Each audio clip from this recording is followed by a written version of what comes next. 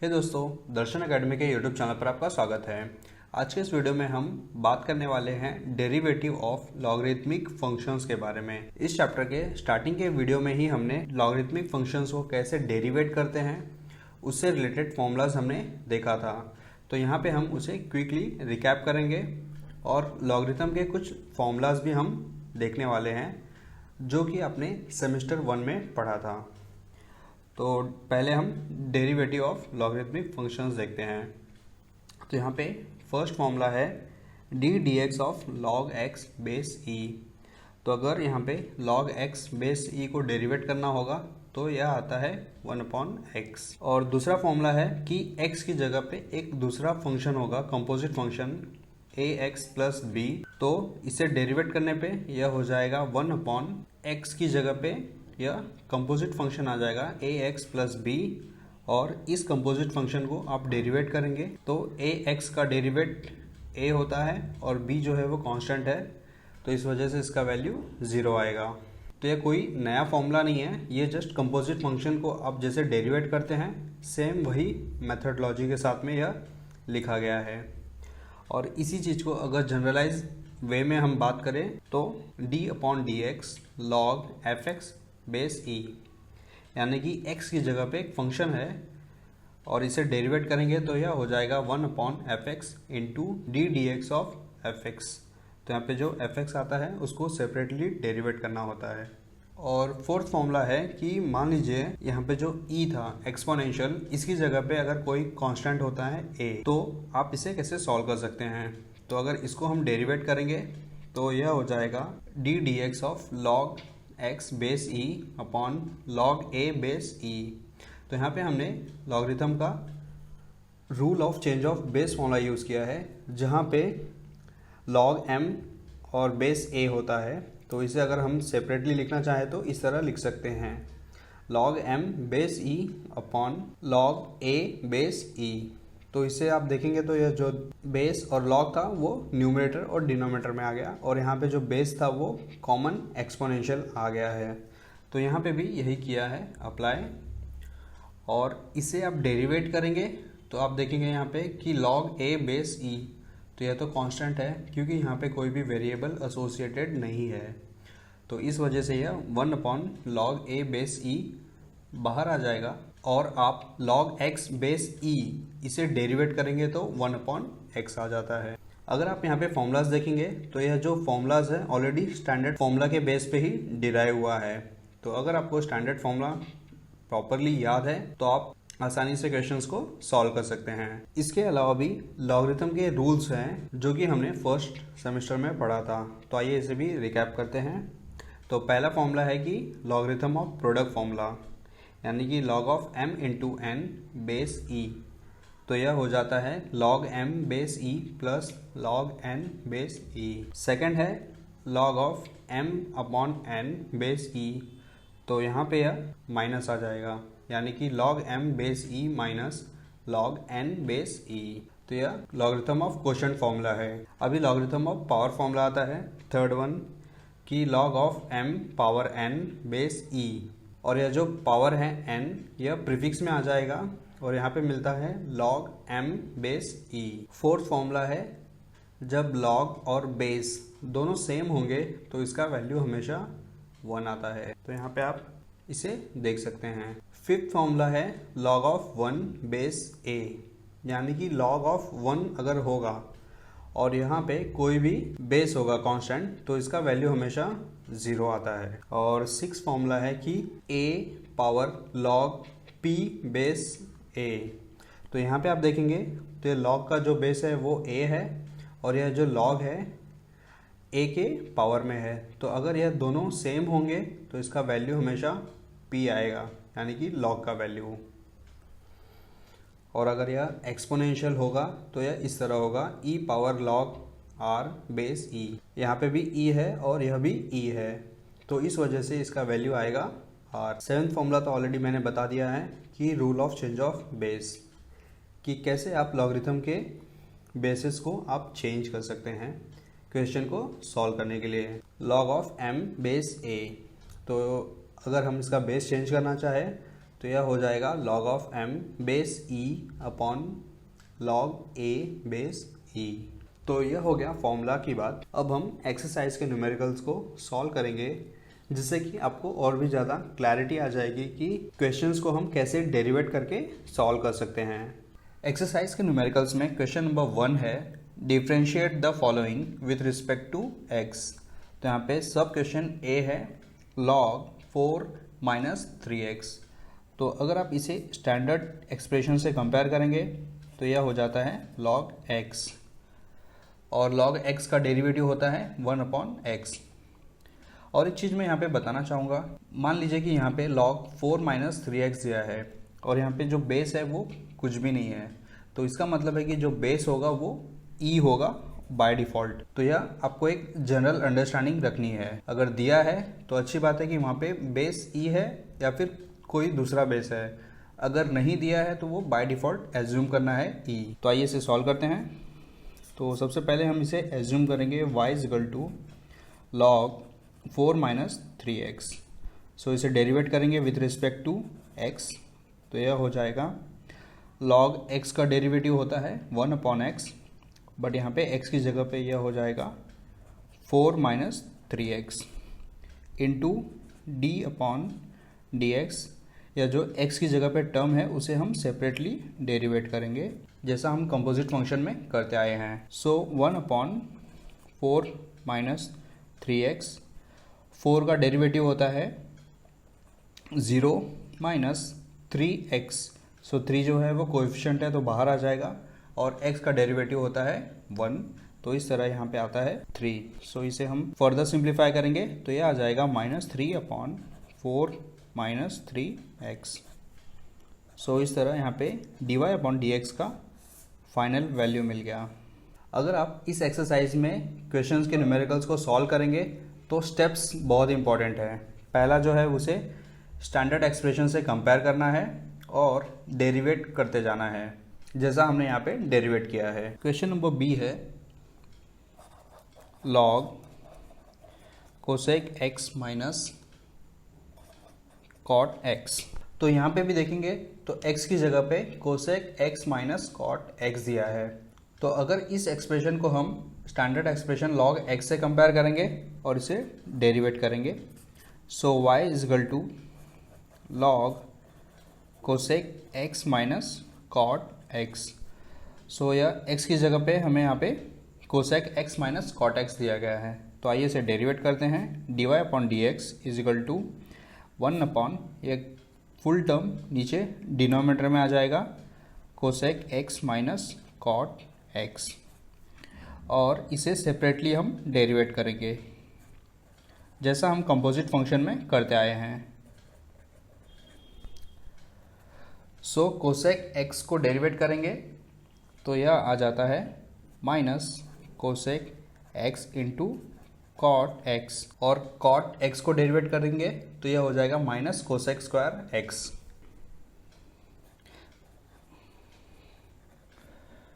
Upon यह इसका denominator आ जाएगा cosec x minus cot x।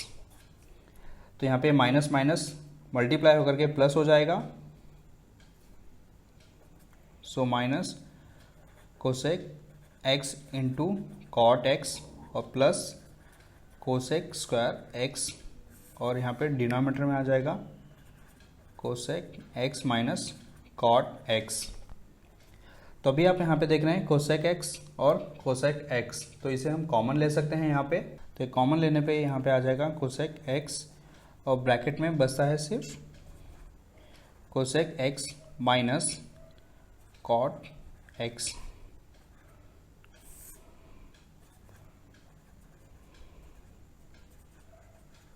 यहाँ पे मैंने जो प्लस टर्म है इसे पहले लिखा है और जो माइनस टर्म है यहाँ पे साइड में लिखा है। तो अभी आप देखेंगे cosec x minus cot x, cosec x minus cot x, तो यह दोनों कैंसिल हो जाएंगे और यहाँ पे सिर्फ मिलेगा हमें कोसेक x। तो इस तरह इसका फाइनल डेरिवेटिव आंसर आता है इस क्वेश्चन का cosec x। Question number c है log of x plus square root of x square plus a square. तो यहाँ पे अगर आप यह टर्म देखेंगे तो यह कम्प्लीटली एक सिंगल टर्म है, और यह स्टैंडर्ड एक्सप्रेशन से कंपेयर करेंगे तो यह log x फॉर्म में आ गया है। तो जैसा हमने अभी तक क्वेश्चन सॉल्व किए हैं सेम उसी तरह इसे भी हम सॉल्व करेंगे। So y is equal to log of x plus square root of x square plus a square. तो इसे हम डेरिवेट करेंगे विद रिस्पेक्ट टू x। तो यह जो टर्म है सबसे पहले यह डिनोमिनेटर में आ जाएगा। So 1 upon x plus square root of x square plus a square, और सेपरेटली इस टर्म को हम यहाँ पे डेरिवेट करेंगे x plus square root of x square plus a square. तो अभी आप यहाँ पे देखेंगे तो दो टर्म्स हैं, पहला जो है वो x है और दूसरा जो है square root of x square plus a square. तो x का डेरिवेटिव हम निकालेंगे तो यह 1 आएगा, लेकिन इसको हम डेरिवेट करेंगे जब भी तो यह अपने आप में एक कंपोजिट फंक्शन है। अगर हम इसे स्टैंडर्ड एक्सप्रेशन से कंपेयर करेंगे तो यह square root of x form में रहेगा। तो यहाँ पे आपको ध्यान देना है इस तरह के क्वेश्चंस को सॉल्व करते टाइम पे। सो 1 अपॉन ये ब्रैकेट में x plus square root of x square plus a square into x का डेरिवेटिव 1 आ गया, प्लस अब इसे हम यहाँ पे डायरेक्टली डेरिवेट करेंगे तो स्क्वायर रूट ऑफ एक्स का डेरिवेट करने पे यह आता है 1 upon 2 square root of x. तो यह हो जाएगा 1 upon 2 x square plus a square. अब इसके कंपोजिट फंक्शन को हम सेपरेटली डेरिवेट करेंगे जो है x square plus a square. समझे आप कि यह टर्म्स कैसे कैसे बढ़ते जा रहा है, तो इस चीज़ का आपको यहाँ पे ध्यान देना है। So 1 upon x plus square root of x square plus a square, और यहाँ पे 1 प्लस अभी यहाँ पे एक्स स्क्वायर है, इसका डेरिवेट करेंगे तो यह हो जाएगा 2x, और ए स्क्वायर यह कांस्टेंट है तो इसका वैल्यू आता है 0। So 2x upon 2 square root of x square plus a square, यह इसका डेरिवेटिव आ गया। सो यहाँ पे 2 और 2 कैंसिल हो जाएंगे, तो यह जो है सिंगल टर्म है, मतलब ब्रैकेट के अंदर है, तो इसका हम क्रॉस मल्टीप्लाई करके इसके साथ में सिंप्लीफाई करेंगे। तो यहाँ पे ब्रैकेट्स का बहुत ही इंपॉर्टेंस है कि किस टर्म को आपको ब्रैकेट में लिखना है। So 1 upon x plus square root of x square plus a square, ये ब्रैकेट में आ गया, और इसका क्रॉस मल्टीप्लाई करेंगे तो यह हो जाएगा x square plus a square plus x, और यह x square plus a square. अगर आप यहाँ पे देखेंगे square root of x square plus a square plus x है, और यहाँ पे डिनोमिनेटर में भी सेम टर्म है x plus square root of x square plus a square, तो यह दोनों कैंसिल हो जाएंगे और यहाँ पे सिर्फ मिलता है हमें 1 upon square root of x square plus a square, और यह इसका फाइनल आंसर है। तो आपको क्वेश्चंस को सॉल्व करते टाइम पे ध्यान भी देना है कि कौन से टर्म्स कैंसिल हो सकते हैं, और उसको कैंसिल करके आपको सिंप्लीफाई करना है। अगला क्वेश्चन डी है a power x plus e power x plus log x base a plus log a base x। इस टर्म को ध्यान से देखेंगे तो log x बेस a इसका फॉर्मूला हमें पता है, लेकिन log a बेस x इसका फॉर्मूला हमें नहीं पता है, क्योंकि अगर वेरिएबल बेस फॉर्म में रहेगा जैसा कि यहाँ पे x है तो इसका कोई भी फॉर्मूला नहीं है, तो इसे हमें सिंप्लीफाई करके यहाँ पे फॉर्मूला यूज़ करना होगा। तो आइए इसे सॉल्व करते हैं। So y is equal to a power x plus e power x plus log x base a plus log a base x। तो यहाँ पे बेसिकली इस टर्म को सॉल्व करने के लिए हमने लॉगरिथम में एक फॉर्मूला पढ़ा था जो था log x base a।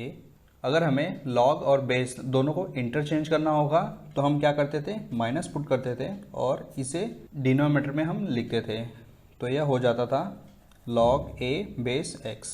Logarithm का फॉर्मूला हम यहाँ पे यूज़ करके इसे सॉल्व करेंगे, तो यह एक्सप्रेशन चेंज हो जाएगा y is equal to a power x plus e power x plus log x base a। तो यह प्लस है तो यह माइनस हो जाएगा, और 1 upon log x base a आ जाएगा, यानी कि इन दोनों प्लेसेस इंटरचेंज हो जाएंगे एक दूसरे से। सो अब हम इसे डिफ्रेंशिएट करेंगे, dy upon d x is equal to, अब यहाँ पे a पावर x, इसको हम डेरिवेट करेंगे क्योंकि यह स्टैंडर्ड फॉर्म है। तो यह हो जाएगा a power x into log a और बेस e आ जाएगा, plus e power x exponential है तो इसका डेरिवेटिव सेम रहेगा, e power x plus log x base a, तो इसे हम डेरिवेट करेंगे तो यह हो जाएगा log a base e into 1 upon x minus 1 upon, अब यहाँ पे log x बेस a, तो इसे भी हम सेम डेरिवेट करेंगे बट यह डिनोमिनेटर में आ जाएगा, तो यह होगा log a base e into 1 upon x. तो यह इसका फाइनल आंसर है। तो चाहिए तो आप इसे फर्दर वापस लिख सकते हैं, a in power x into log of a base e plus e power x plus 1 upon x into log a base e minus 1 upon, अब यहाँ पे जो 1 अपॉन एक्स है तो यह डिनोमिनेटर के डिनोमिनेटर में है, तो इसे हम सिंप्लीफाई करेंगे तो यह ऊपर चले जाएगा, तो यह हो जाएगा x upon log a base e, so dy upon dx। अगला क्वेश्चन है e log of cos x upon 1 plus sine x और बेस है e। तो इसे है ना सॉल्व करने के दो तरीके हैं।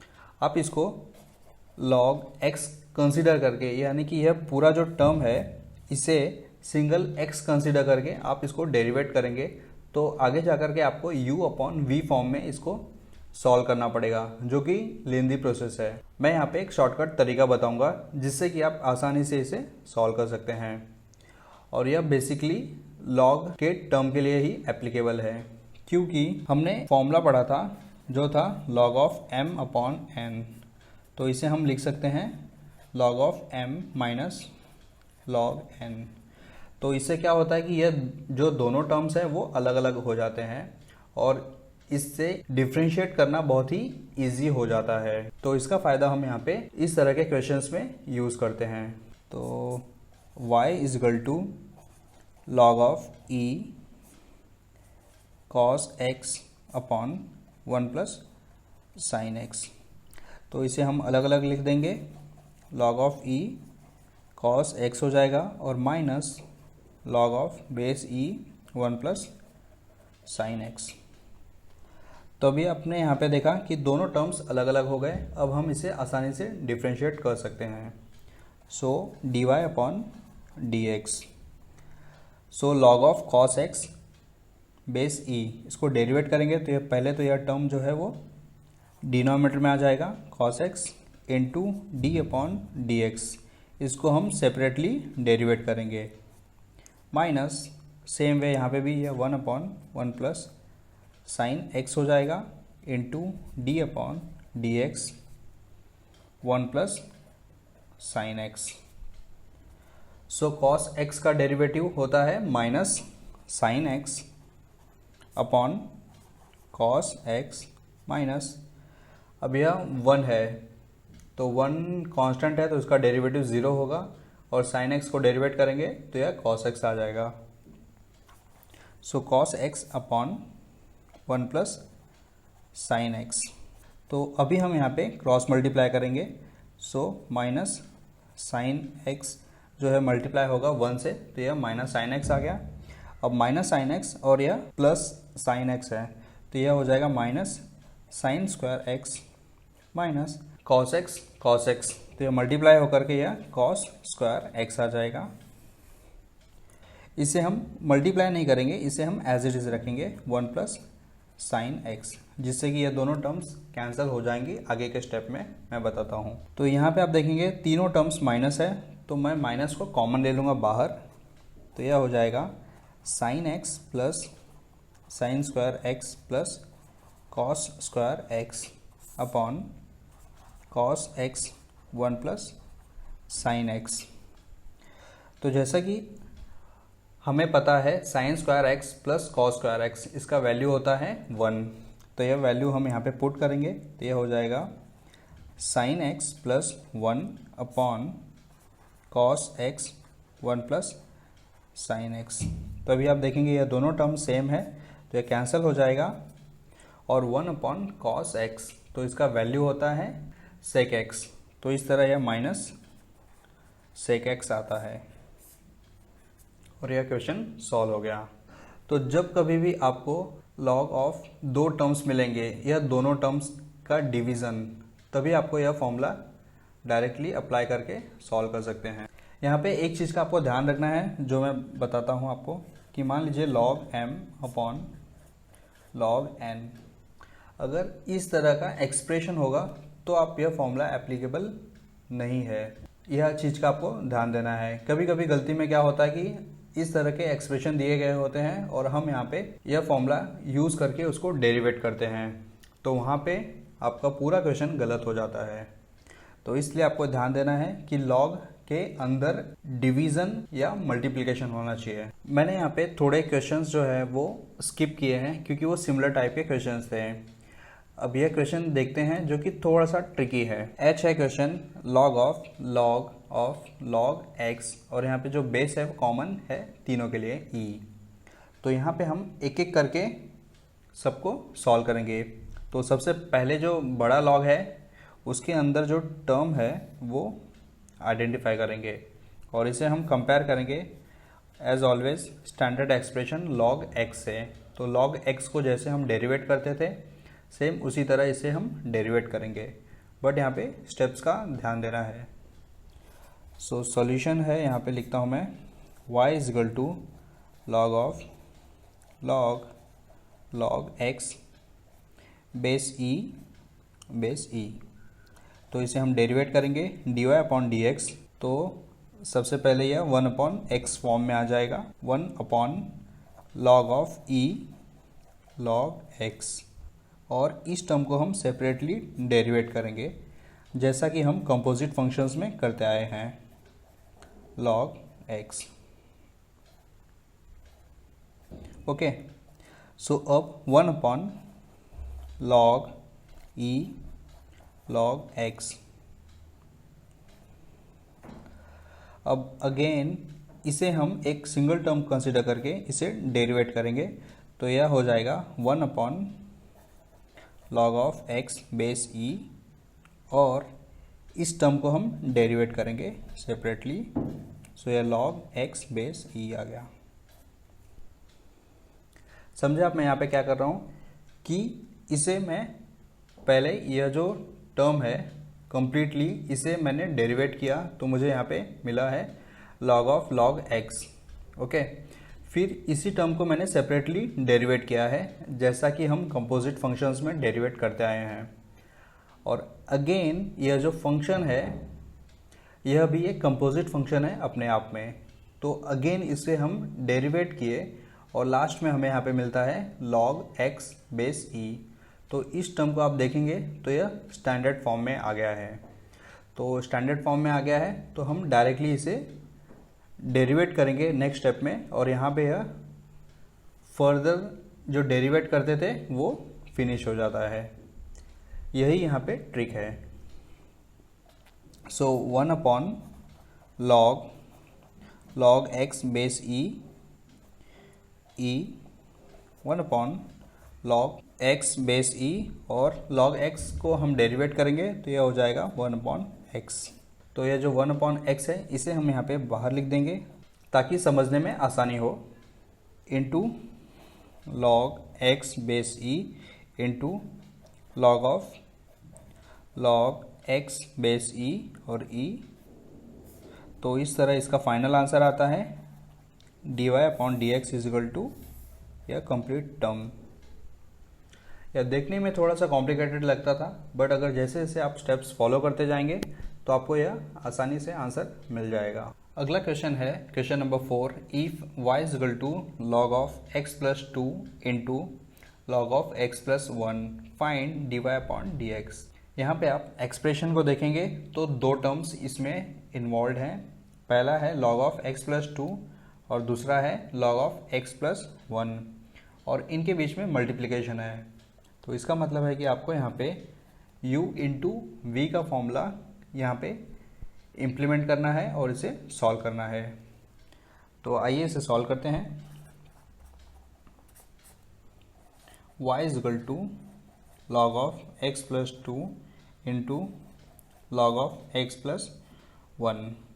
सो d y upon d x u into we.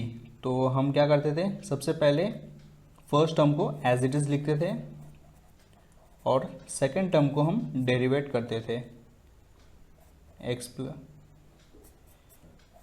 Log of x plus 1 plus, अब हम दूसरे टर्म को एज इट इज़ लिखेंगे और फर्स्ट टर्म को डेरिवेट करेंगे।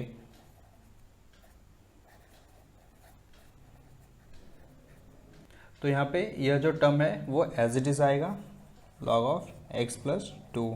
अब हम इसे डेरिवेट करेंगे लॉग ऑफ x प्लस 1, तो यह हो जाएगा 1 अपॉन x प्लस 1 और x प्लस 1 को हम सेपरेटली डेरिवेट करेंगे। सो x का डेरिवेटिव 1 आता है, तो 1 आ गया प्लस 1, तो यह कांस्टेंट है तो इसका वैल्यू 0 आएगा। सो 1 plus 0 plus log x plus 1। अब इसे भी हम सेम तरीके से डेरिवेट करेंगे, तो यह हो जाएगा 1 अपॉन x प्लस 2 और x प्लस 2 को सेपरेटली डेरिवेट करेंगे, तो यह हो जाएगा 1 प्लस 0। तो यहाँ पे आप देख सकते हैं 1 प्लस 0 यानी कि 1 आ गया। सो इसका फाइनल आंसर आता है log of x plus 2 upon x plus 1 plus log of x plus 1 upon x plus 2 dy upon dx। तो इस एक्सरसाइज में आगे के जो न्यूमेरिकल्स हैं वो भी काफ़ी इजी हैं, तो आप उनको खुद से ट्राई कीजिए। अगर आपको कहीं पे भी डाउट आ रहा है तो आप मुझे पर्सनली पिंग कर सकते हैं टेलीग्राम चैनल या व्हाट्सएप पे। तो दोस्तों यहीं पे मैं यह टॉपिक फिनिश कर रहा हूँ। आगे के टॉपिक्स को हम जल्दी से जल्दी कवर करेंगे और इस चैप्टर्स को फिनिश करेंगे। आपको वीडियो पसंद आया तो प्लीज़ वीडियो को ज़्यादा से ज़्यादा लाइक कीजिए और चैनल को सब्सक्राइब करना ना भूलना, और वीडियो को अपने दोस्तों में भी शेयर कीजिए। Thank you.